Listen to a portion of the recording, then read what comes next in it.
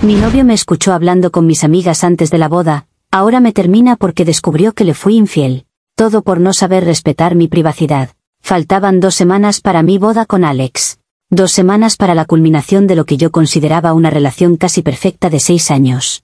Alex es ingeniero, un hombre brillante, detallista y con un corazón de oro. Es el tipo de persona que te prepara tu plato favorito después de un día terrible y que escucha pacientemente tus dramas laborales sin inmutarse. Juntos, habíamos construido una vida que era la envidia de todos, un apartamento precioso, viajes exóticos y un futuro que parecía tan brillante como bien planificado. Él confiaba en mí, ciegamente. Esa confianza era la base de todo, y yo la valoraba, a mi manera. Para mí, la confianza significaba tener la libertad de ser yo misma, de tener mis propios espacios, mis propios secretos. No secretos maliciosos, por supuesto, sino ese pequeño jardín privado que toda persona necesita para respirar. Alex, en su maravillosa simplicidad, nunca cuestionó ese jardín. Nunca me pidió las llaves. Si había una grieta en nuestra relación, era precisamente esa, su falta de curiosidad. Su confianza a veces rozaba la ingenuidad. Era tan bueno, tan puro, que a veces me sentía como si estuviera guardando un tesoro frágil. Yo soy más compleja. Mi vida antes de él fue ajetreada. Tengo un pasado, historias que no necesito compartir porque son irrelevantes para nuestro presente. La crisis, el incidente que ahora amenaza con destruirlo todo, se originó en mi despedida de soltera hace 2 meses. Mis amigas, lideradas por mi dama de honor, Laura, me organizaron un viaje a Ibiza. Fue un fin de semana de locura, de sol, de música, de cócteles. Un último hurra a mi vida de soltera.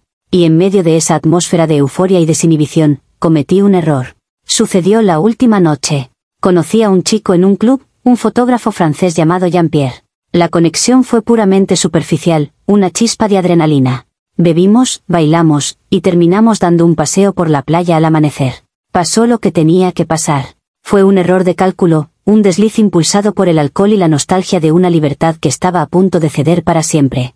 No me sentí culpable. Me sentí humana. Fue un acto sin sentido, un punto final a un capítulo de mi vida. No tenía nada que ver con mi amor por Alex. Eran 2 compartimentos estancos. Al volver a casa, guardé el recuerdo de esa noche en mi jardín privado, cerré la puerta con llave y tiré la llave. El incidente estaba contenido, era irrelevante. No afectaba en nada a mi compromiso con Alex ni a nuestro futuro. Contárselo habría sido un acto de crueldad egoísta. ¿Para qué herirlo con una verdad que no tenía ninguna utilidad práctica? Mi silencio era un acto de protección. Era, en mi opinión, una prueba de mi amor por él. Tras el viaje a Ibiza, me sumergí de lleno en los preparativos de la boda, utilizando la avalancha de tareas como una forma de reforzar los muros de mi jardín privado. Cada vez que elegía un centro de mesa o probaba un canapé, reafirmaba mi compromiso con la vida que estaba construyendo con Alex. El secreto de Jean-Pierre no era una carga, era un recordatorio de la vida que dejaba atrás, lo que hacía que el futuro con Alex pareciera aún más valioso y definitivo. Mi relación con mis amigas, Laura y Carla, siempre ha sido mi espacio seguro. Son las únicas personas que tienen una copia de la llave de mi jardín secreto. Con ellas puedo ser completamente yo misma, sin filtros. Hablamos de todo, de lo bueno, lo malo y lo feo. Y, por supuesto, hablamos de Ibiza. La mala decisión, si se puede llamar así, fue mi complacencia. Mi creencia de que mi mundo privado era impenetrable. El sábado pasado, a solo 2 semanas de la boda, organicé una tarde de crisis nupcial en casa. Laura y Carla vinieron a ayudarme con los últimos detalles, los meseros, los votos, la lista de canciones. Alex estaba en casa, pero se había encerrado en su estudio para adelantar trabajo. Nos dijo que no lo molestáramos a menos que la casa estuviera en llamas. Estábamos en el salón, con copas de vino, rodeadas de cintas, tarjetas y el caos general de una boda inminente. La conversación, como siempre, empezó a divagar. De alguna manera, pasamos de discutir si Perfect de Ed Sheeran era demasiado cliché para el primer baile a rememorar la despedida de soltera. Dios, todavía no me creo lo de Ibiza, dijo Carla, riendo y bajando la voz en un susurro cómplice. ¿Cómo llamaste al fotógrafo francés? Jean-Luc, Jean-Pierre, la corregí, sonriendo ante el recuerdo. Y era más un cliché andante que un fotógrafo de verdad. Un cliché con el que terminaste viendo el amanecer, añadió Laura con un guiño. Tienes que admitir que fue una forma épica de despedirte de la soltería. Muy tú. La justificación que se formó en mi mente en ese momento fue instantánea y protectora. Estamos en mi casa, en mi salón. Alex está en su estudio con los auriculares puestos, trabajando. Este es mi espacio seguro. Esta conversación es privada. No es diferente a escribir en un diario. Son solo palabras, un eco de un evento pasado y sin importancia. La conversación continuó por ese camino. Nos reímos. Compartimos detalles. Analizamos la situación.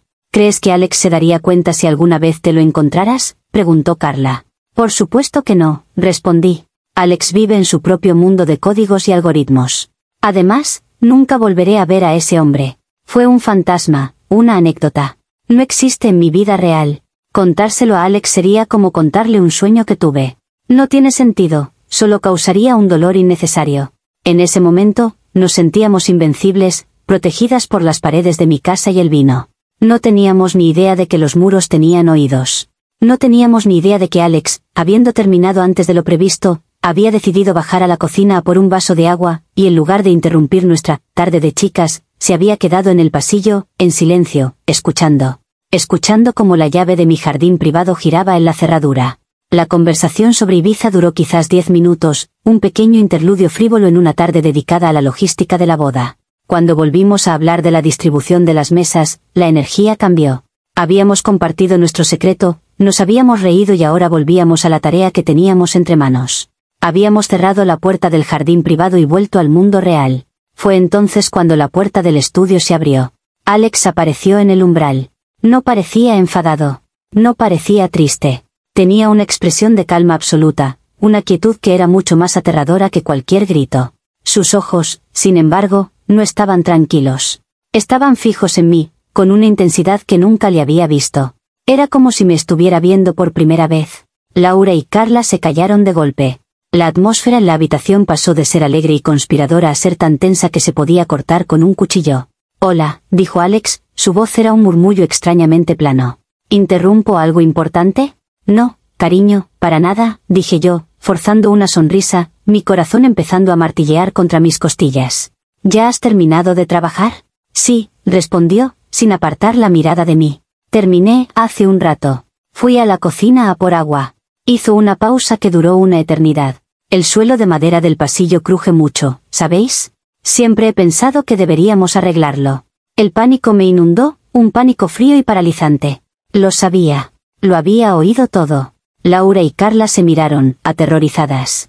Empezaron a recoger sus cosas a toda prisa, murmurando excusas sobre tener que irse. Nosotras, ya nos vamos. Te llamamos mañana, Claudia. Salieron de allí como si el apartamento estuviera en llamas, dejándome sola con él. Una vez que la puerta principal se cerró, Alex entró por completo en el salón. Se quedó de pie en medio del caos de nuestras invitaciones de boda y planes de futuro. Y aquí es donde, en mi mente, ocurrió el verdadero acto de traición. No mi desliz en Ibiza, sino su decisión de violar mi privacidad. Mi cerebro, en un acto de autodefensa instantáneo, no se centró en mi confesión, sino en su método de descubrimiento. La justificación fue inmediata y furiosa. Ha estado escuchando a escondidas. Ha violado un espacio privado. Una conversación entre amigas es sagrada. Es como leer mi diario. Lo que ha hecho es una traición fundamental a la confianza. ¿Cómo se atreve a espiar en su propia casa? Independientemente de lo que haya oído, su forma de obtener la información es el verdadero crimen aquí. ¿Has estado escuchando detrás de la puerta?, le pregunté, mi voz temblando, no de miedo, sino de una indignación creciente. Él asintió lentamente, su rostro todavía una máscara de calma. No era mi intención. Pero una vez que empecé a oír, no pude parar. No tenías ningún derecho, espeté, poniéndome a la defensiva. Era una conversación privada entre chicas. Estás invadiendo mi privacidad. Él me miró, y por primera vez vi un atisbo de la herida que había debajo de su calma. ¿Tu privacidad?, repitió, como si la palabra le supiera a ceniza. ¿Tu privacidad para hablar de cómo te acostaste con otro hombre a mis espaldas? ¿Esa privacidad? No es el punto, insistí, mi lógica de manipuladora trabajando a toda velocidad para redefinir el campo de batalla. El punto es que has roto la confianza más básica. Has espiado. ¿Cómo puedo volver a confiar en ti sabiendo que estás escuchando mis conversaciones? Esto cambia todo. Estaba intentando darle la vuelta a la situación, hacer que él fuera el acusado. Era una maniobra desesperada, un intento de hacer que su traición, escuchar a escondidas, pareciera más grave que la mía, la infidelidad. Por un momento, vi la confusión en su rostro. Mi táctica casi funcionó, pero solo por un momento. Mi acusación, mi intento de convertirlo en el villano por violar mi privacidad, quedó suspendida en el aire. Por un instante, pareció desestabilizarlo. Pero la herida que yo le había infligido era demasiado profunda como para ser eclipsada por mi contraataque. Tienes razón, dijo Alex, y su acuerdo momentáneo me dio una falsa oleada de esperanza. No debería haber escuchado. Fue una falta de respeto.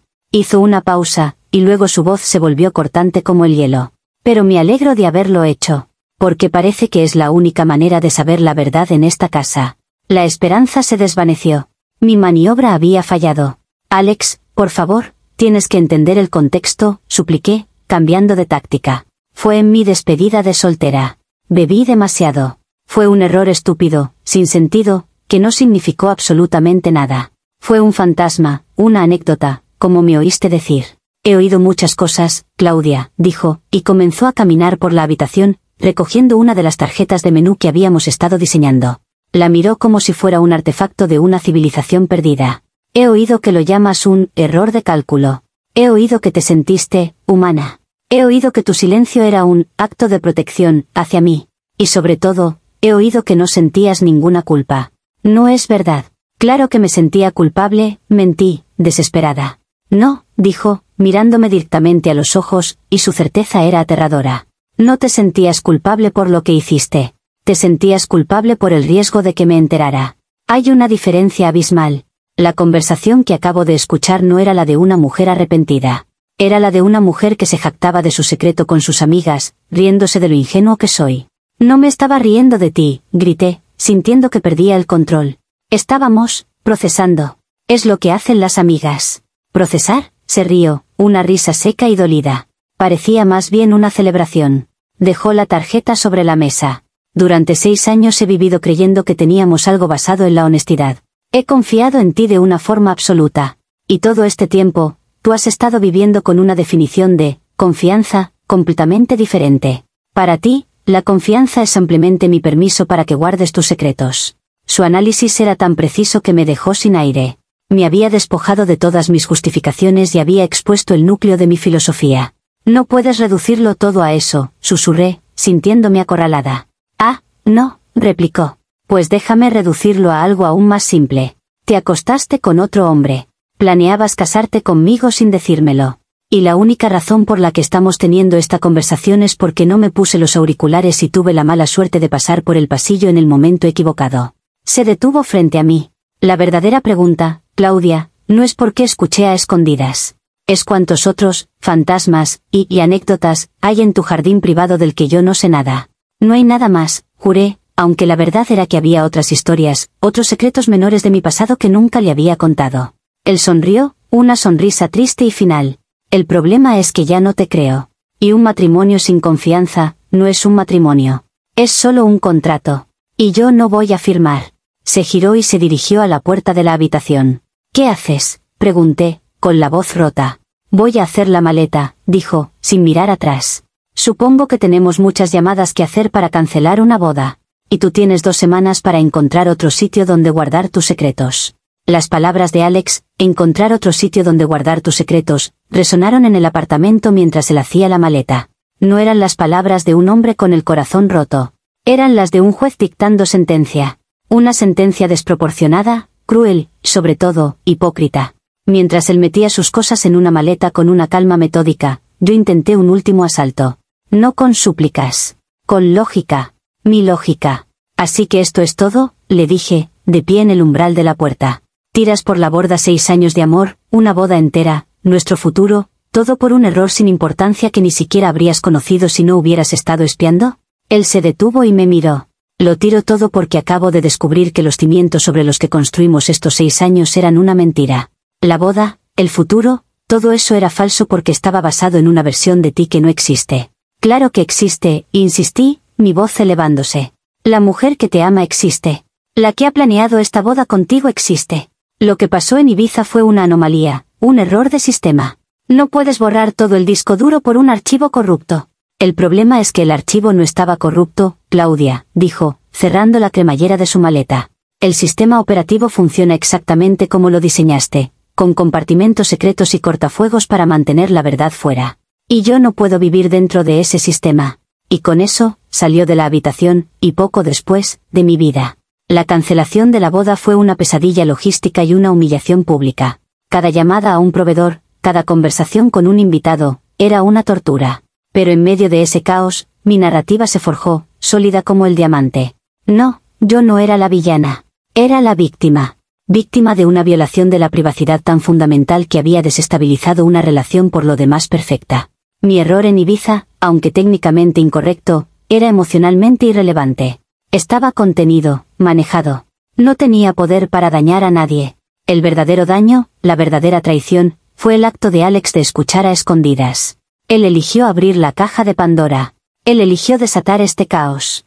A mis padres, a mis amigos, a cualquiera que quisiera escuchar, les conté mi versión.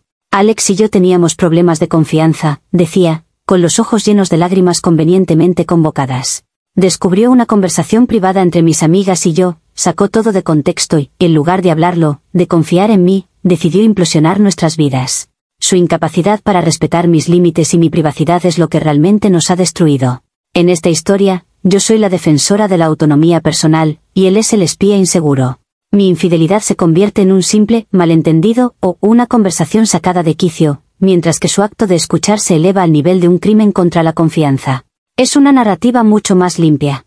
Una en la que yo puedo mantener la cabeza alta. Alex ha demostrado ser quien yo siempre sospeché que podría ser bajo su fachada de hombre perfecto. Alguien controlador, incapaz de manejar las complejidades de una mujer real.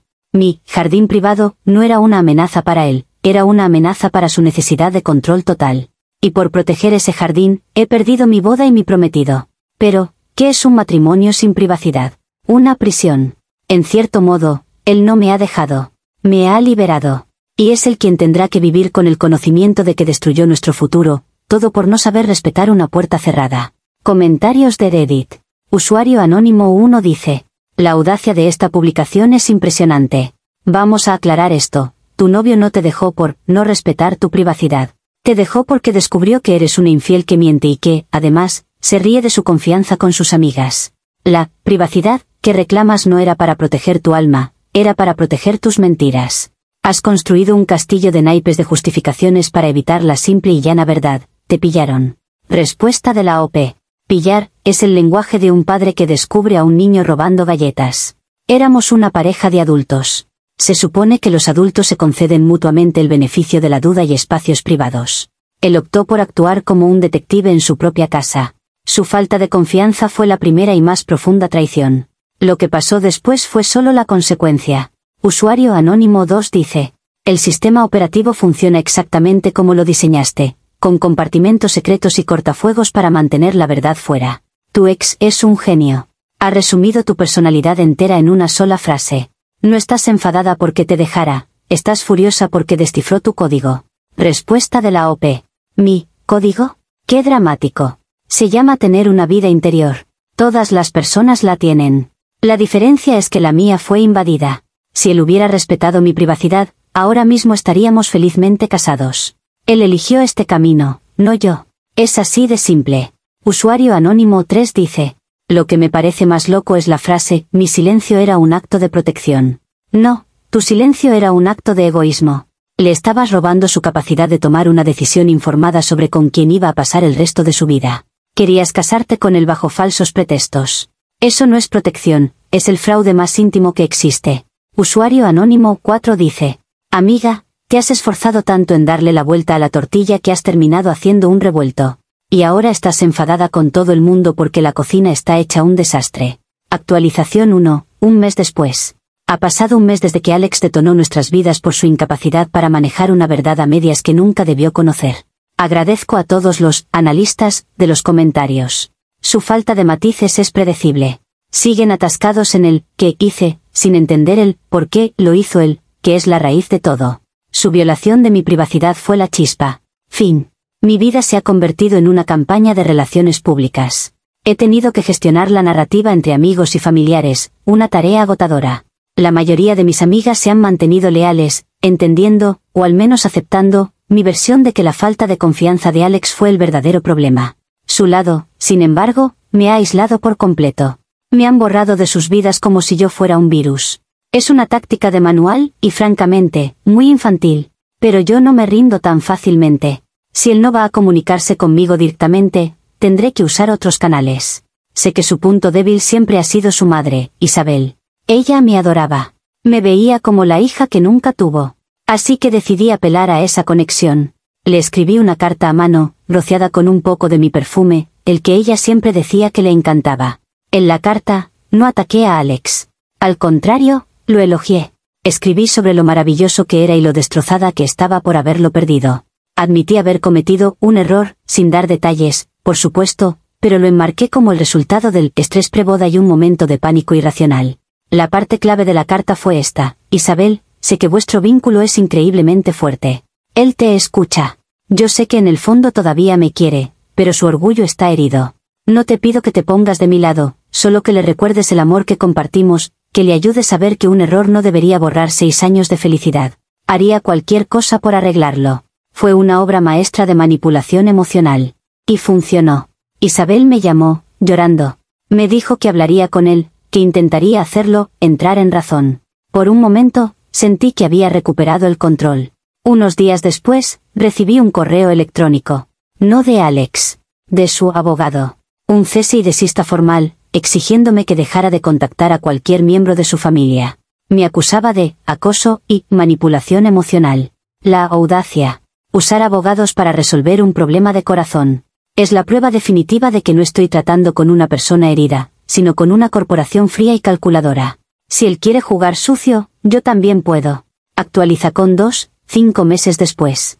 La carta de cese y desista fue una declaración de guerra. Durante un tiempo, obedecí, más por shock que por respeto. Ver mi nombre en un documento legal me descolocó. Pero el shock se convirtió en ira. ¿Cómo se atrevía a tratarme como a una criminal? Mi nueva estrategia fue más sutil, una especie de guerra de guerrilla psicológica. Alex y yo todavía teníamos muchas cosas en común, incluyendo suscripciones a servicios de streaming. Y él, en su prisa por huir, se había olvidado de cambiar las contraseñas. Empecé a dejarle mensajes a través de nuestras cuentas compartidas. En Netflix, empecé a ver series y películas y las dejaba a medias, sabiendo que aparecerían en su lista de continuar viendo. Elegí títulos significativos: Historia de un matrimonio, Closer, Llevados por el deseo, infiel. En Spotify, empecé a crear listas de reproducción públicas con nombres como Para el hombre que rompió su propio corazón por orgullo o canciones que escuchábamos antes de que la desconfianza lo arruinara todo. Sé que los vio. El historial de reproducción mostraba que había escuchado algunas de las canciones. No hubo respuesta, claro, pero sabía que estaba llegando a él, que estaba ocupando un espacio en su cabeza. El acto final, mi jugada más desesperada y, en retrospectiva, patética, fue el mes pasado. Me enteré de que iba a asistir a una conferencia de tecnología en un hotel del centro. Fui al bar del hotel esa noche, vestida para matar. Esperé. Alrededor de las 10, apareció con un grupo de colegas. Fingí sorpresa. Alex. ¡Qué coincidencia! Él me miró como si hubiera visto a un fantasma. Sus colegas se quedaron en silencio, incómodos. Claudia, no, fue todo lo que dijo. Solo quiero hablar, le dije, mi voz llena de una falsa vulnerabilidad. 5 minutos. Te lo debo. Nos lo debemos. Uno de sus colegas, claramente informado de la situación, intervino. Creo que deberíamos irnos, Alex. Alex ni siquiera me miró de nuevo. Se dio la vuelta y se fue con su grupo, dejándome sola en medio del bar. La humillación fue total. Me di cuenta en ese momento de que había perdido todas mis armas. La manipulación emocional, la guerra psicológica, la confrontación directa, nada había funcionado. Ha construido una fortaleza a su alrededor, y yo ya no tengo la llave. Mi narrativa ha tenido que cambiar, adaptarse a esta nueva realidad. Ya no intento recuperarlo. Ahora, mi historia es la de una mujer que fue abandonada por un hombre paranoico y controlador en el momento en que más lo necesitaba. Un hombre que prefirió creer en una conversación a medias escuchada a escondidas que en 6 años de amor y lealtad. Él no es una víctima. Es un cobarde que huyó ante el primer signo de imperfección humana. Y yo soy la que se libró de una vida de vigilancia y desconfianza. Sí, esa es una historia con la que puedo vivir.